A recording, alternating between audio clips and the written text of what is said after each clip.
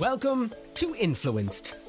In this podcast, we dive into a world behind the phone camera, the social media profiles, and the studio lenses to speak directly to some well-known, inspiring people who have built themselves from nothing to the height of their industry. Bedroom badasses turned billboard bosses, and how they got there. Join me, Paul Ryder, as I found out why we are influenced. Influenced, the art special, is supported by Glór Theatre in Ennis and Dunamaise Theatre in Portlaoise as part of Lasta Festival 2021.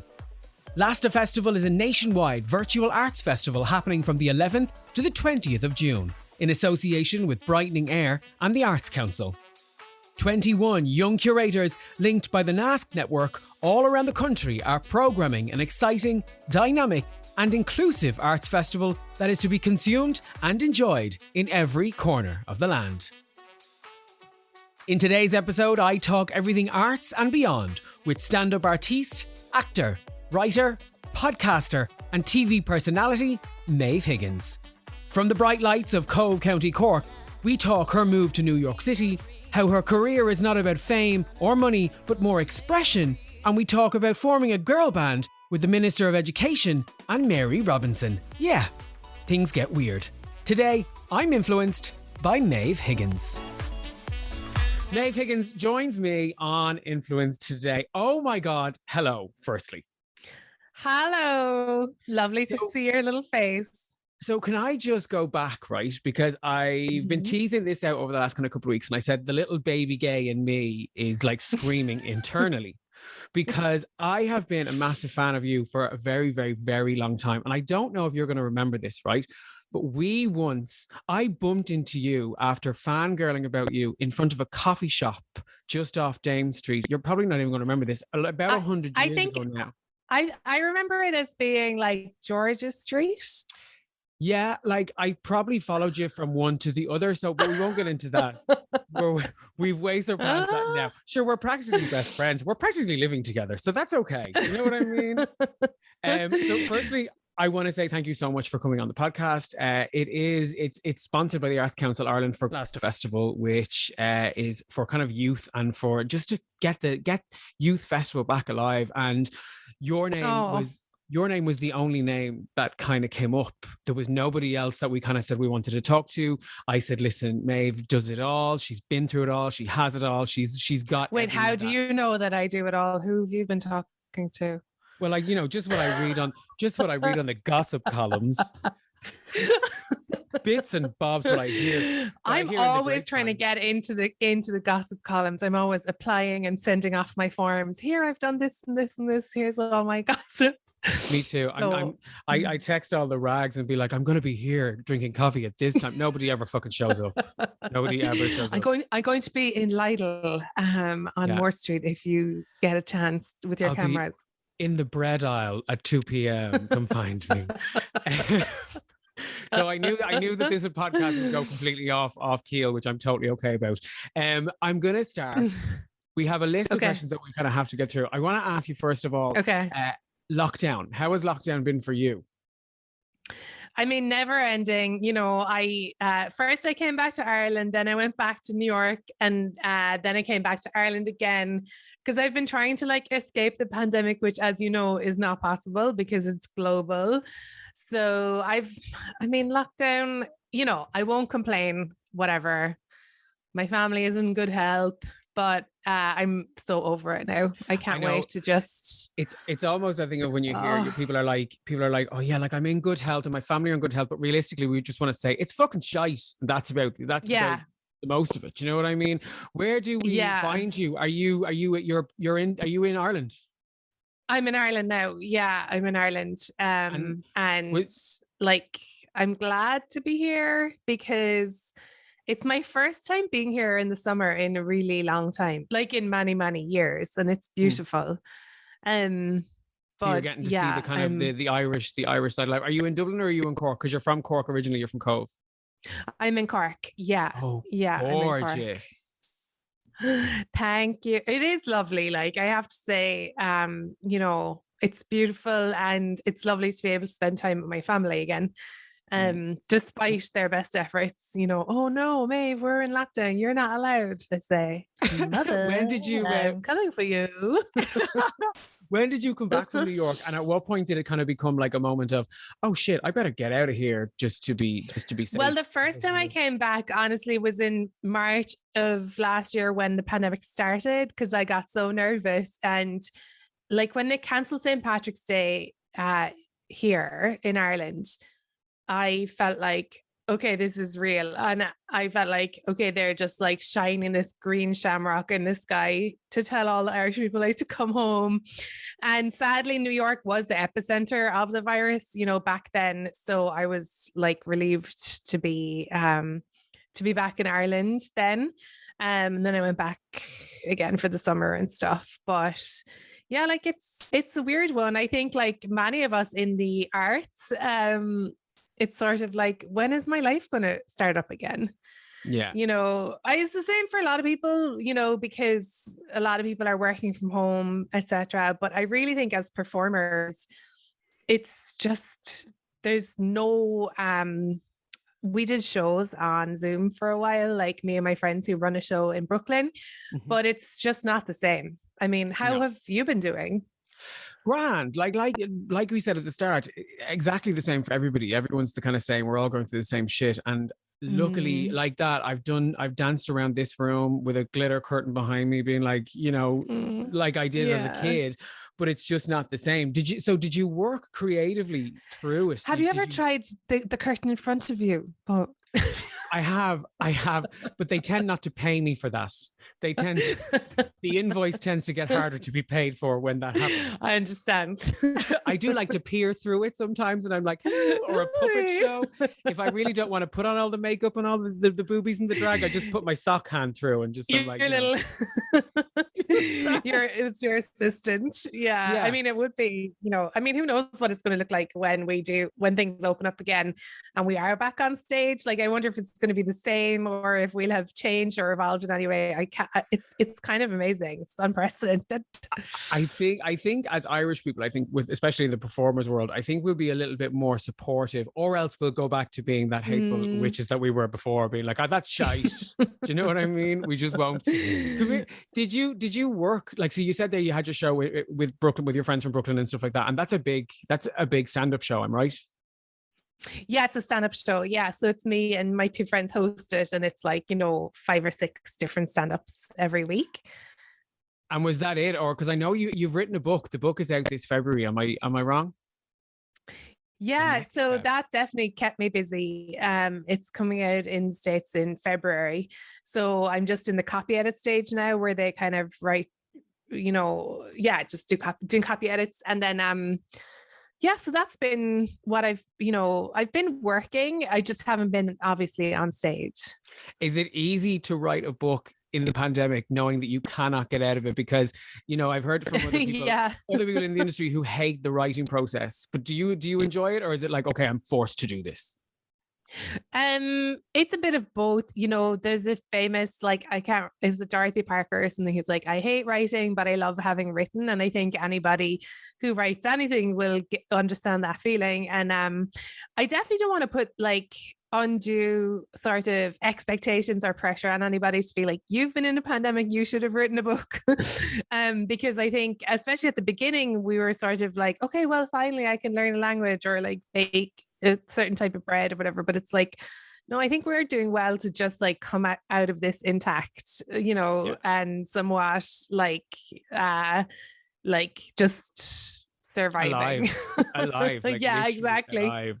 We'll come back to the book a little bit more and all your kind of writing endeavors. I want to really go back to the very, very beginning of like young Maeve and what she was like growing up in Cork. Well, very God. I mean, I feel the same. Do you feel the same? I don't really think there's like much difference between me and 17-year-old me and 7-year-old me. I think the inner of us, especially as performers, the inner's always the same. We're always just that, like, I was always a drag queen, even as a 4-year-old. Oh my God. Just wanted to burst out into the world and be like, look at me. Whereas now I'm a 34-year-old doing just that and making money from it. So I think that's a nice change. Isn't it amazing? Were you academic? Did you like school? Yeah, actually my English teacher was Norma Foley, like in secondary school, and she's the Minister for Education now. And I remember her as being such a fabulous teacher. And so I emailed her because I do journalism now too. And I emailed her, I was like, can I interview you? But I didn't hear anything back. Bitch. Norma Foley, Minister of Education, if you hear this and you will listen to this because it's for arts and for children, then you better reply. But isn't that the year of 2020? I mean, what else is she doing? Like she should give me an interview. Besides having a bob and not wearing her brooches correctly. Like, do you know what I mean? Oh my God, I remember her in school. She would always wear such big dangly earrings, and I was just like, that is the coolest thing I've ever seen. Like massive sort of chandelier style. And she had like this short haircut, and she was really creative. And like, I just thought she was very cool. So it's good to know that she hasn't progressed much in the last 10 years. She looks exactly the same as when I was in school. Like I did, because I didn't think about her like for years. And then I was like, wait, Norma Foley, like the Minister for Education now. And then I looked up a picture of her and it was like a blazer, a polo neck, huge earrings. And I was like, that's the one. She's absolutely identical. And I would say, now this is me name dropping powerful Irish women. Mm-hmm. I do a podcast with Mary Robinson. Yes. She too is, and she was president when I was like a tiny child. And what I remember from her, identical. And it just shows if you have like basically like a uniform that you wear, also your head never changes. Like they both have the same haircuts. They both have the same, like basically like shoulder pads, like simple, sheath top underneath, and then like a big piece of statement jewelry, and it just makes the decades vanish. So I'm maybe gonna try. I was saying this to my sister, I was like, maybe I should just like always wear like black and white or something like that, so that everyone's like, there she goes, the ageless, powerful witch of Ireland. It just goes to show that you don't need to keep progressing in your look to be successful in business and powerfulness. Yes, in fact, it might be like that 1980s, kind of working girl thing where like the more nondescript your outfit is. Well, that's not really fair to say it's nondescript, because they do go with those big chunky accessories. So I can't really put my finger on what it is about them.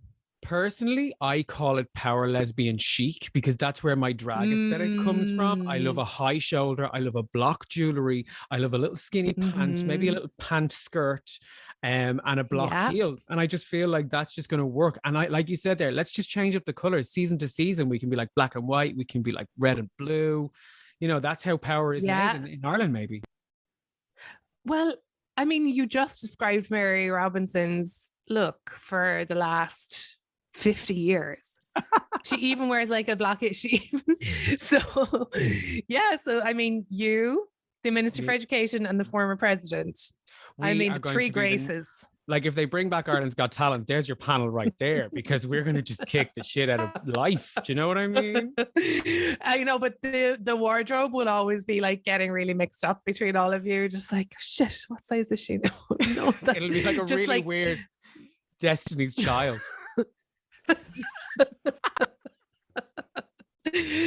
You're Michelle anyway, the poor old gospel one who's only allowed to sing gospel and falls down a flight of stairs all the time, like, do you know what I mean? Can barely stand in her block heels. Oh, there she goes again. Nobody even notices. Looking for the attention. Come here. I have to keep back to topic, because otherwise we'll just keep running off. Talking about, back in the day before all the madness, did you always know there was an inkling of the bright lights of fame? Like, did you think that was in your power? Did you think that was in your sightline? I really didn't. I mean, because also like it came through stand-up comedy, which isn't really I wouldn't say like in the kind of on the ladder of show business, it's very low down. And I think like there's not really fame isn't really a thing that comes with it, if you know what I mean. Like I don't really know. And no, and I also like really question the value of fame, like because I think okay, so if you're really famous, like if you're, you know, Gaga famous, then yes, you get so much money and you get like, she could probably like get stuff made, right? Like she had a film or, you know, a series or like she has that, like she has the power and the money that comes with like huge fame. But then there's like a kind of a everyone else fame, which is just, I mean, there's definitely levels, but like stand-up comedians are so low down that like nobody's going to be like I booked a dental cleaning today. And the lady in the dentist said, oh yeah, what's your name? You know, blah blah. Maeve, Maeve. I was here before actually. She said, oh right, you're the famous Maeve, is it? Oh my God. Like that's actually what she said. And like that's kind of it. Like people are like, oh yeah, that name rings a bell. Or they're like, oh, your voice is familiar. I don't have like, you know, power or money or even the ability to like get into like a tapas place that's quite busy. Like I still just have to be like, oh, okay. Well, can I put my name down or can I? So I don't really know what the value of it is, to be honest. Like when I think when people want to be famous, I don't really get why that is. I think you should think about why, like, what do you think is going to happen that's different? Do you think it's more important to have a work ethic rather than the want of fame? I don't even honestly, Paul, like I used to be so kind of oh like work, you know, hustle. And like I moved to New York like nearly 10 years ago. And that's just such it's like the capital set, you know, capitalistic center of the world. And it's all hustle. And like there's somebody there to replace you the second you like let up. And so I also question like the value of working hard. I think like I think what's important to me anyway is I have always had a kind of like the way you described as a 4-year-old, you were like, let me out of here. Like I want to dress up. I want to show off. I want to, you know, like a compulsion almost, right? To express yourself and to just let your creativity out and that's for your own good, but it's also like to connect with other people and to kind of check in and say like, I feel this way. Like, do you also feel this way? Or am I mad or what's happening? And that's more, I think, what drove me. It was always like trying to express myself and figuring out different ways of doing that. I think I actually adore the way you've just described that, because that is something that I've never heard before. And it's something that I think a lot of the people who've listened to my podcast before will have never heard before, that it wasn't about work. It wasn't about fame. It wasn't about the bright lights. It was about expression. And I think that in the arts, so many times people want to express themselves through a form of art and they actually don't get to, especially in this country and especially in the last 12 months, because we've basically been told, no, sure, it's expendable. You know, we don't need this. And, you know, so I kind of love that. I think that you've really hit a complete different nail on the head, which will help a lot of people to kind of come out of a funk that they might have been having in the last year. Your humor is quite situational. Like you take the piss of the things that are happening day by day. Does that come naturally? I think it completely comes naturally to you. You can see it in the first 10 minutes of this conversation. You're just so, it's just so effortless. Has it always been like that with you? Or do you take inspiration from different things? It's funny, isn't it? Because I think that our sense of humor are, as you say, very situational. Like I think that the family that you come from, the culture you grow up in, I've heard it said that like if when you learn a new language, that often the jokes are like one of the last things that you grasp because it's so specific to place and to culture. And I think that my sense of humor is probably quite Irish, in a way that Irish people are sort of like sad and dark and funny at the same time. And then I think it's also my family, you know, the big load of girls. Like I'm one of 6 girls and one guy, and you know, a big, noisy, competitive family. So you're always looking for an angle there. And yeah, so it's probably a mixture of those things. But I certainly think that,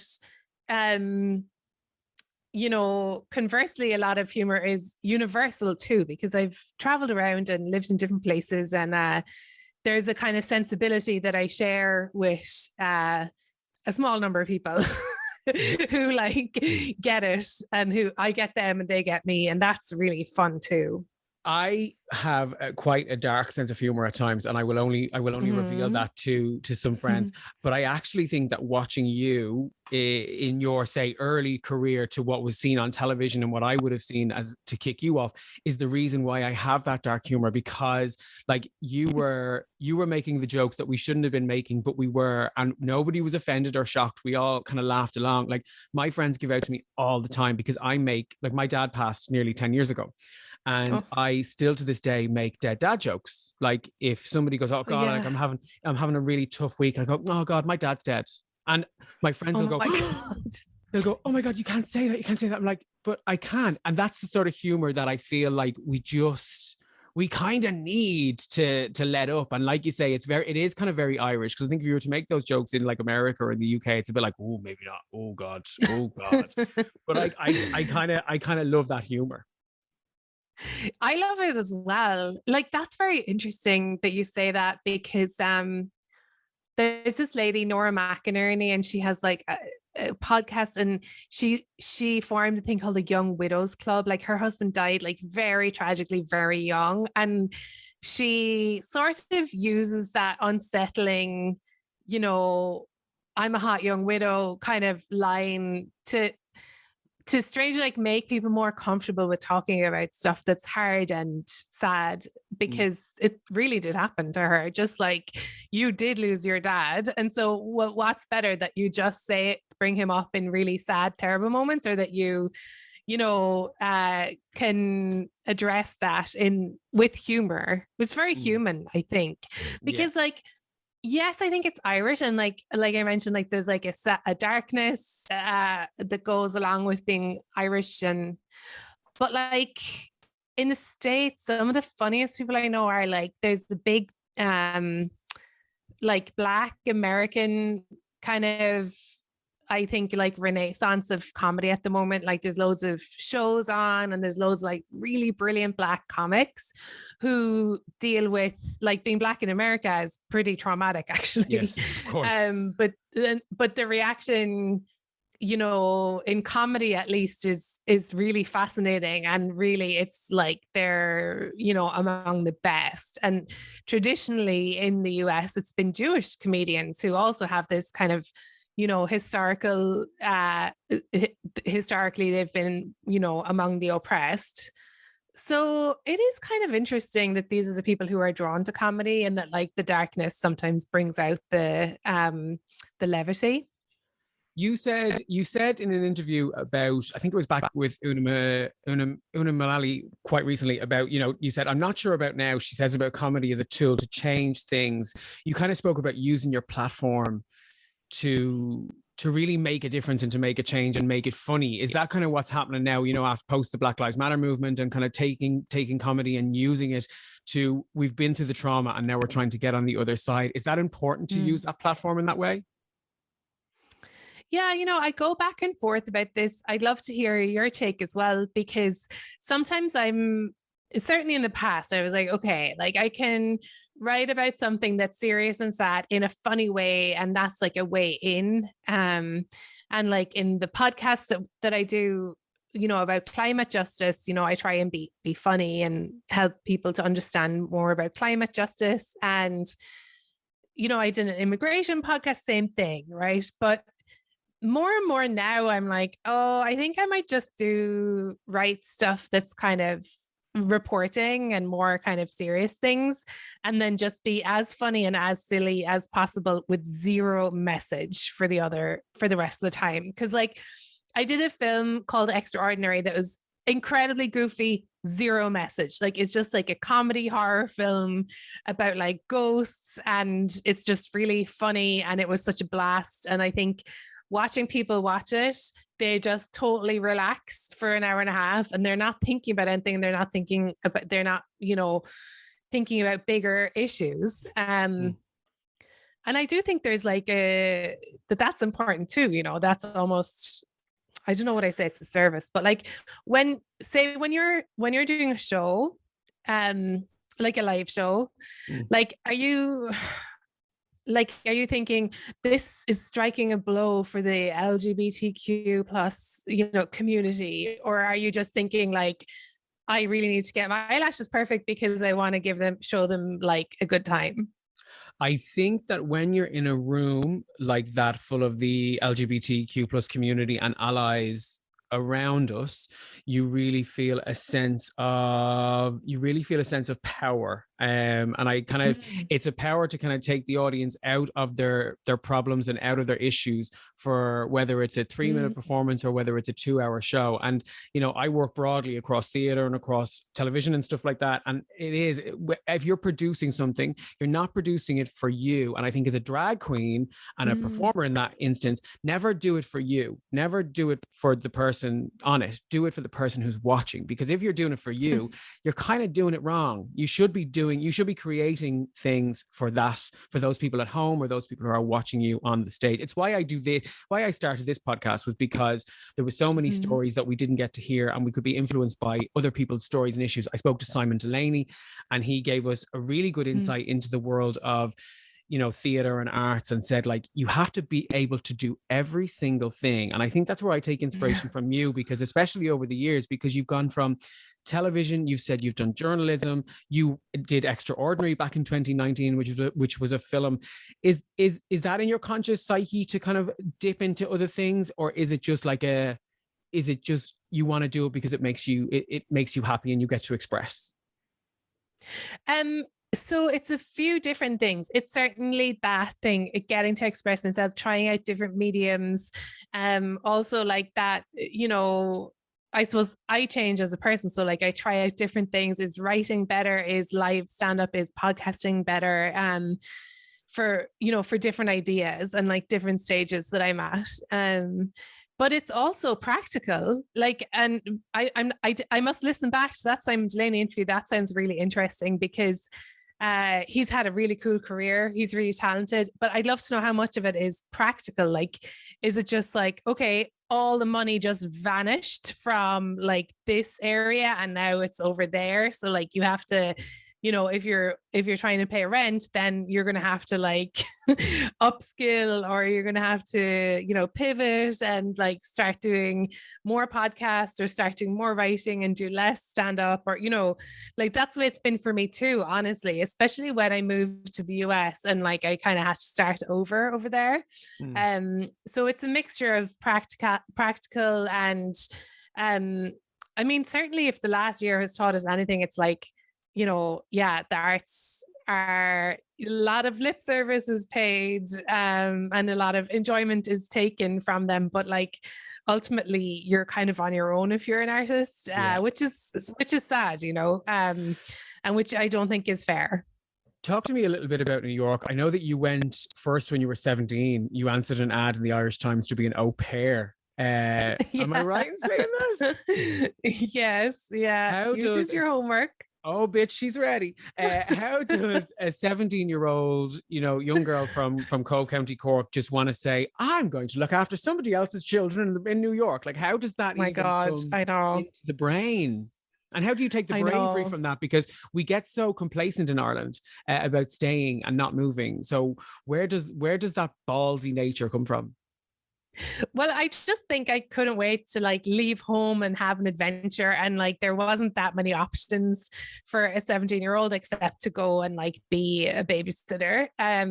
So I just jumped at the first, I was dying to get out of Ireland. So that was, I mean, it was hardly a big adventure either. Once I got there, I realized like, oh, I'm actually staying in suburban New York. That was like a 40-minute train ride from the city. And I was like looking after 4 kids. Jesus like, Christ. What do you have a 17-year-old looking after 4 children? And you might as well just put a Jack Russell in charge. And did you enjoy it at that time? And when did you kind of come back to Ireland then? Yeah, I mean, I just stayed for a year, and sure, I absolutely loved, like, on my days off, I would like go into town and try and see a show and, you know, get those cheap tickets at TKTS and you know, and I'd see anything that was on. You're like Cove's Carrie Bradshaw. Yeah.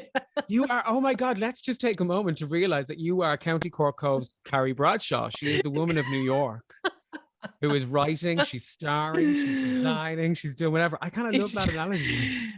Like, I'm sorry, right? Something really like broke my heart about her during like the second lockdown. She was selling shoes, and it's like, okay, you know, really, she was hand delivering these shoes that like she had designed, because obviously everyone was screwed, right? Because like the shops were closed and everything.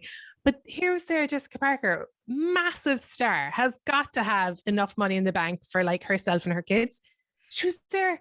I'm here at the store. I'm going to hand deliver you your, like, you know, stilettos or whatever. Please just order them online now. And I was like, is this it? Like, no matter how far you get, you're always going to be like hustling bloody pairs of shoes. I was like, this is so depressing. She kind of reminds me of like a doctor's wife from Malahide who's been bought this shop by her husband and has been told, now you have to put all the energy into this now, Deirdre, or else it's going to close down.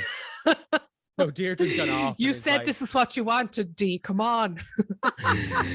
if this goes well, we'll break into handbags.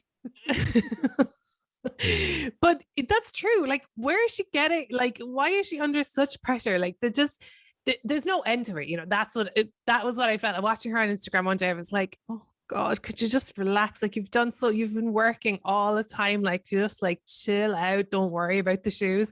But obviously, Matthew Broderick was in the background. Put a lot of money in there now.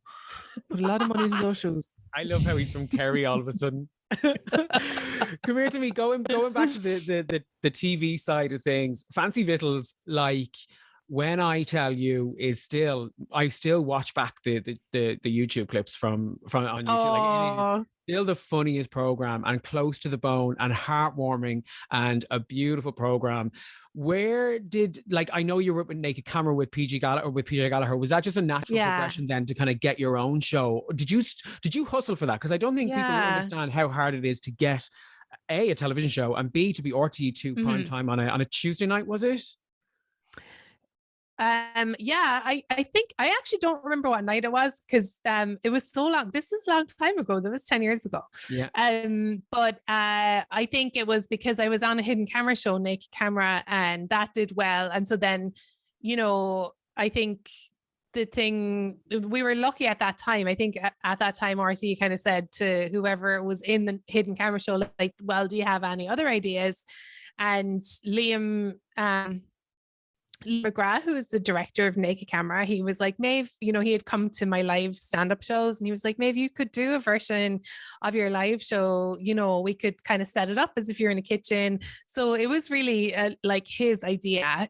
He put it together, having seen my live shows, and he was super helpful. And I think that's a really you know, important part of like my career has been collaborating, and it's been kind of sticking with the people that you start off with. I think it's really it's sometimes undervalued, because it's almost like, yeah, well, of course, like I know so and so from this, you know, from this time, and I know so and so from this time, but it's like, no, those are your people. And like, you know, I think often we look, I think what I've noticed now in my time is, like, you're looking ahead all the time and seeing who's above you and like how you can get to them, but actually you should be looking like side to side and seeing who's on your level, and then all working together to kind of make cool stuff, you know, as long as your tastes align and stuff. Well, but yeah, I wish someone had pointed that out to me earlier, because I kind of realized it. I was like, oh yeah,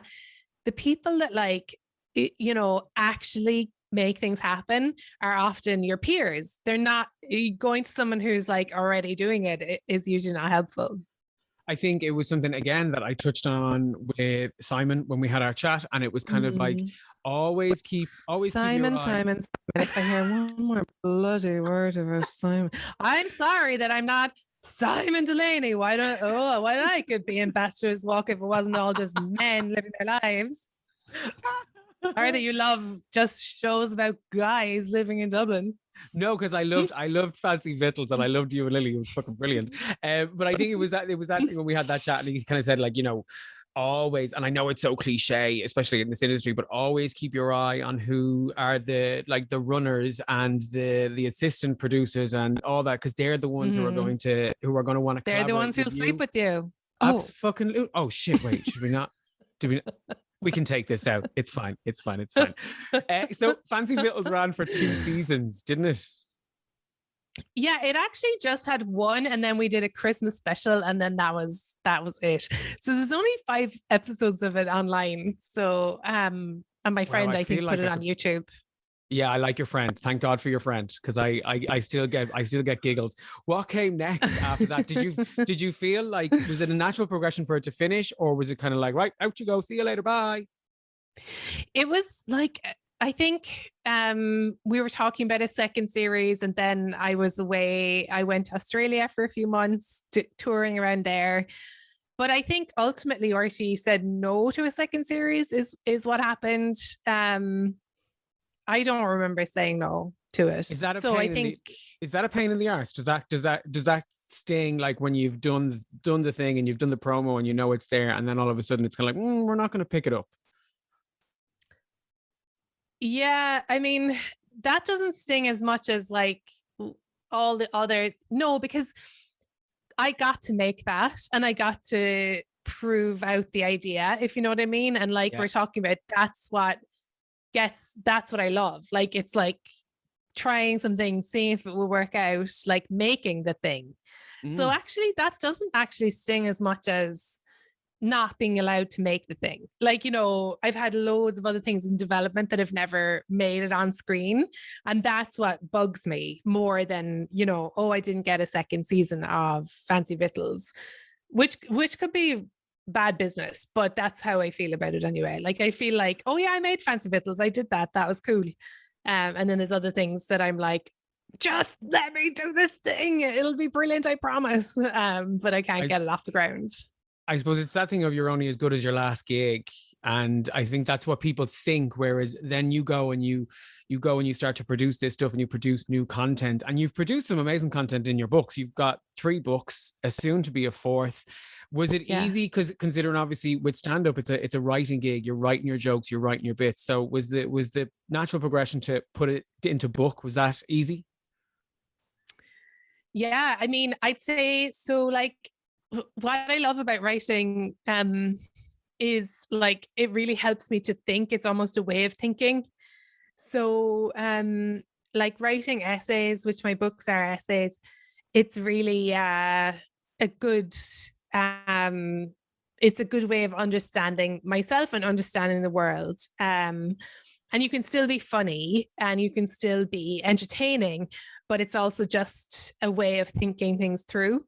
So from that point of view, it's been like really valuable for me, just as a person, as a writer. I think you have more time with them, because with performance, as you know, yes, you can write it, yes, you can rehearse, prepare, but it's still like, you know, in the moment on the stage, it's usually vanishes into thin air unless you're taping it, which I hate taping my shows. So with writing, it's like a longer form, more rigorous, and just you have the luxury of time with it, you know.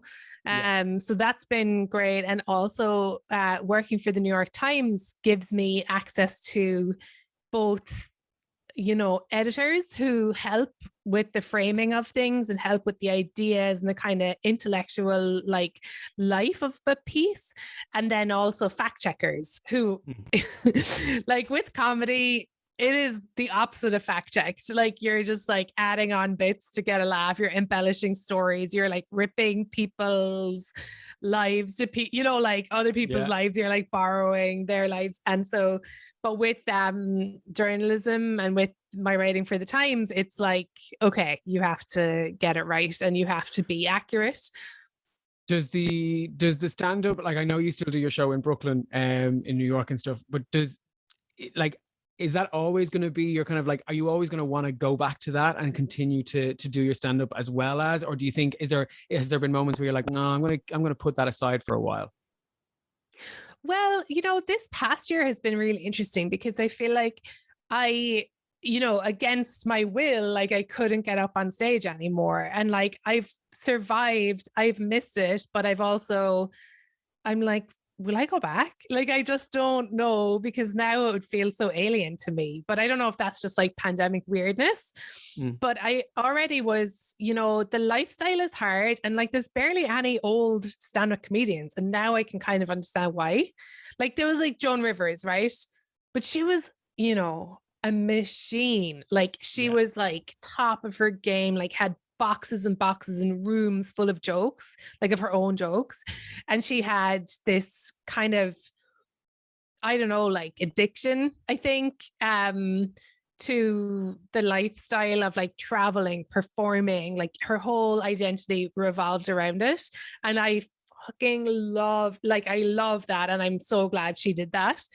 But when I think about like what I want my life to look like and what I want to spend my time doing, it's not really traveling around and, you know, performing for strangers every night and going back to a hotel. Like those granny things are starting to creep in where I'm like, oh, why am I doing this? Like, why am I just like by myself in Glasgow or whatever? Do you never just want to like, though, come back to Dublin and like fuck shit up, to be like, you know, big black glasses on, big fedora hat and a black jacket, and everyone's like, who's that in the distance coming back to the comedy club here in Ireland? Next one, it's like Maeve Higgins, an explosion of things. Do you not just want to come back and like be like, right, bitches, y'all can go home, mama's home? Do you know what I mean? Yeah.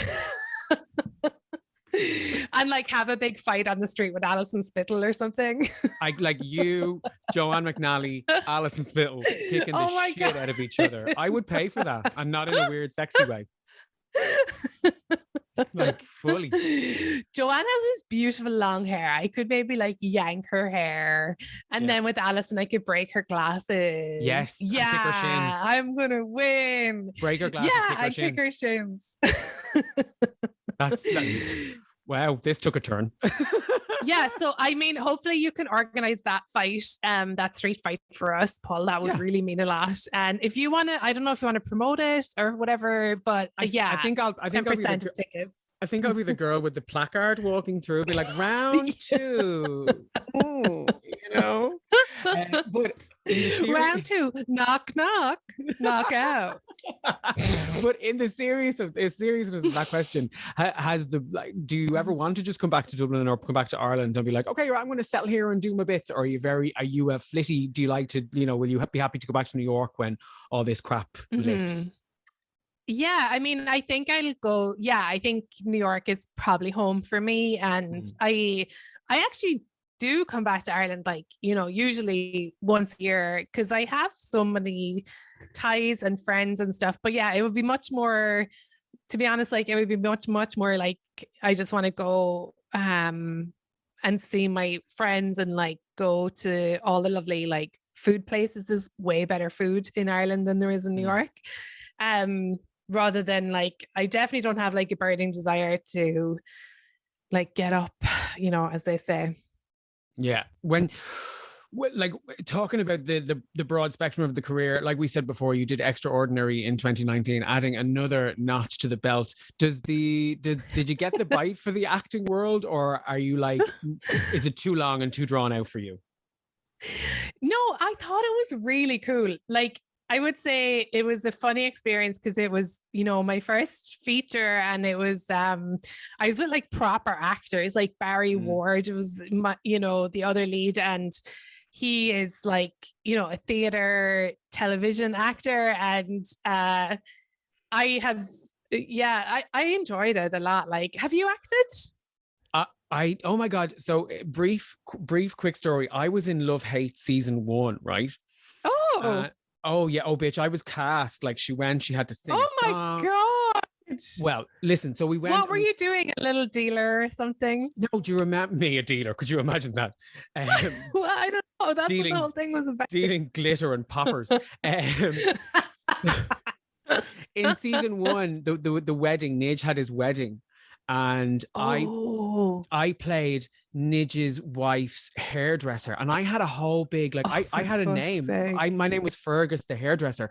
I sang a song, I took drugs, and I got into a fight with another guest at the wedding, right? And myself and her mother, like we had our own little kind of like sideline, like kind of cocaine snorting situation going on. It all ended up on the cutting room floor. I never even got seen. Oh no. Now, I still got a healthy paycheck and all that, but I felt like that was going to be my big acting break. And you know what was even the worst? And this will tell you about this fucking industry. I didn't even get told that it was going to go on the cutting room floor. Please don't tell me you had like a watch party organized with all of your friends.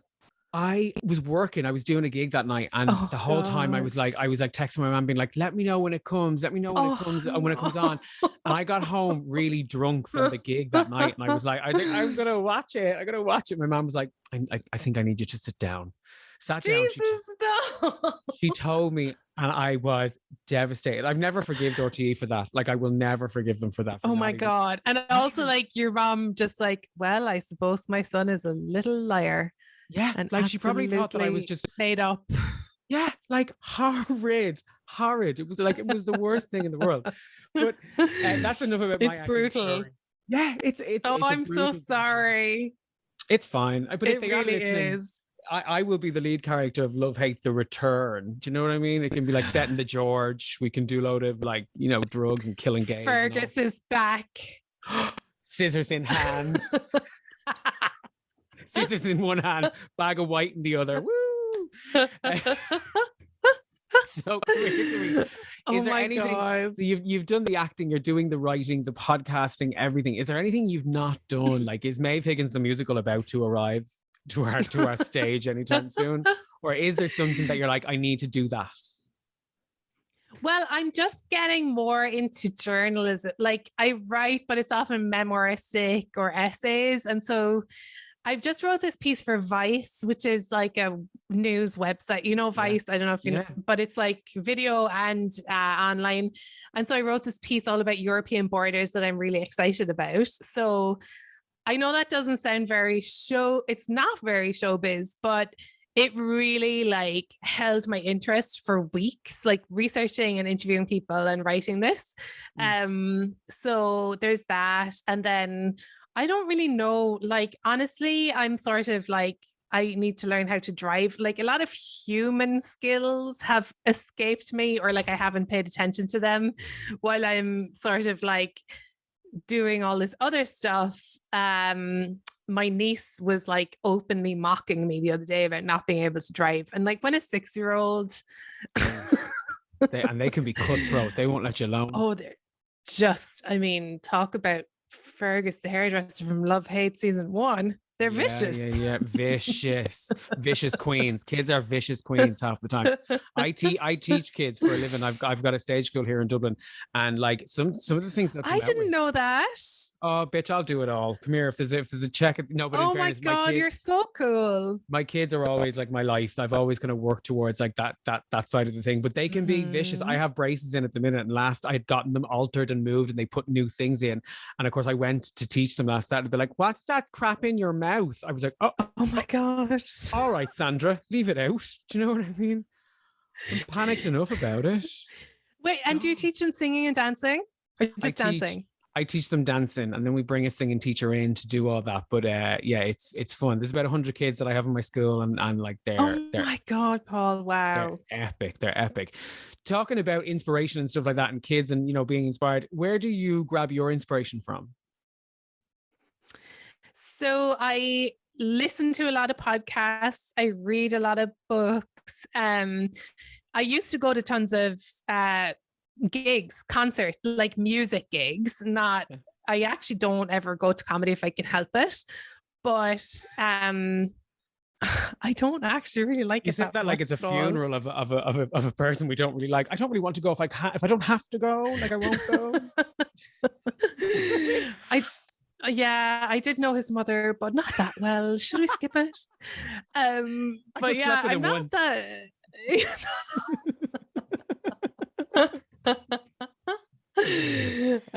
I just don't.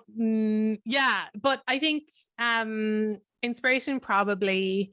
Yeah, I just read like this is going to sound so boring, but like I just read this book called Seabiscuit, and it's all about this horse that was A like famous horse. in the 1930s. Yeah, there's a film about it too, and I just loved it. And it's a it's a reported book, like it's a factual book and nonfiction, and it was so fascinating. And then so I looked up the woman who wrote it. She has like some weird disorder, like with her skin or her bones or something, where she can't leave the house. And so she managed to like write this entire book in the 1990s from her bedroom. And how she did that would be like she ordered like newspapers from 1931 on eBay and like sat down and read them in the morning with her coffee. And something about her, I was reading about her, is like, how incredible is she? Like, first of all, it's tough, right? Because she can't leave her house because she's sick. But then, so she decides instead, I'm going to learn absolutely everything I can about this famous horse from the 1930s. And honestly, the book she wrote, Seabiscuit, is the most enthralling, gorgeous book that's so full of detail. You feel like you're there. And so learning about her process and her, and then like the end result, I don't know that I'm inspired because I'm like not going to do anything, but that's what I really admire. It's like you said, it's the expression. It's pulling different things from the different like side of expression. Really If is. Yeah, really is. And like we'd be lost without people doing that, wouldn't we? I mean, Yeah, what would there be? There would just be, oh, great, like you're a tech worker, like, oh, congratulations, you've made a lot of money. That does not matter in this game. That's not important. Like, nobody's feeling anything, nobody is sharing anything or connecting. I have a big issue with the money side of things in this industry, right? Purely because Mm, obviously we all want to make loads and we all want to have bankable income and we want to, disappear off to Saint Tropez or whatever, blah, blah, blah, blah, blah. But I spend most of my money putting it back into costumes, putting it back into if I want to hire a load of yeah. dancers or if I want to hire a really good videographer. And I feel like a lot of the time, especially young people are growing up to be told, well, if you're not being paid, don't do it. And I feel like a lot of the time it's not about that. Yeah. It's about, like you said, because a hairdresser doesn't learn in college, they learn by cutting hair. And I think it's the exact Yeah. same with us. We learn through by doing the craft and just doing the goddamn thing. Do you know what I mean? Yeah. Yeah. That's such a tricky one to advise people on, isn't it? Because, you know, so many content creators now, they're just expected to put it all out there for free. And someone is making money from TikTok, like someone is making money from what they're doing, and it's not always them.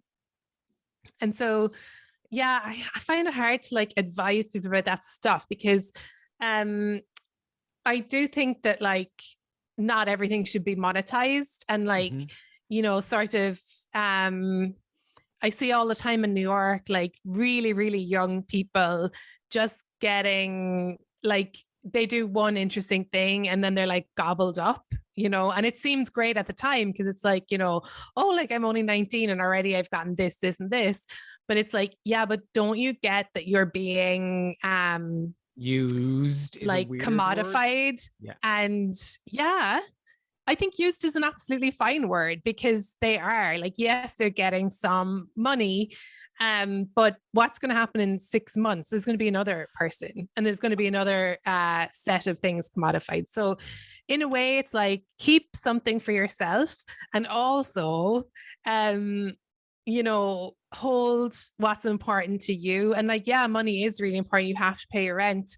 And I complain all the time that like people are not paid properly, but at the same time it's like I don't know, like prioritizing it isn't necessarily helpful because it might be just too short term.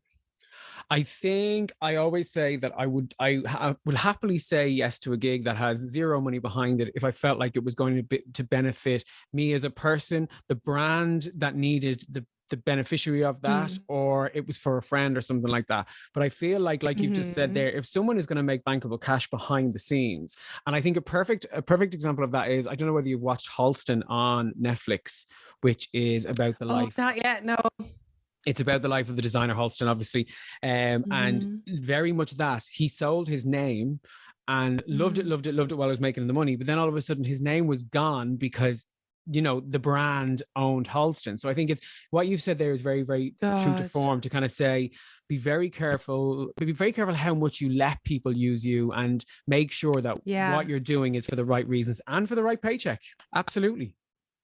Yeah. I have to watch that, actually. I mean, I think that there's certainly like, there's lessons to be learned, like from the beginning, from like, you know, when, I don't know, like painters in the Renaissance had, you know, patrons who would like pay them to paint. It's like, you have to, you know, you're going to have to sacrifice something, because we live in this system where, you know, we're all forced to like take part in capitalism. So you will probably have to make some sacrifices, but choose them as carefully as you can, and remember how much agency you have.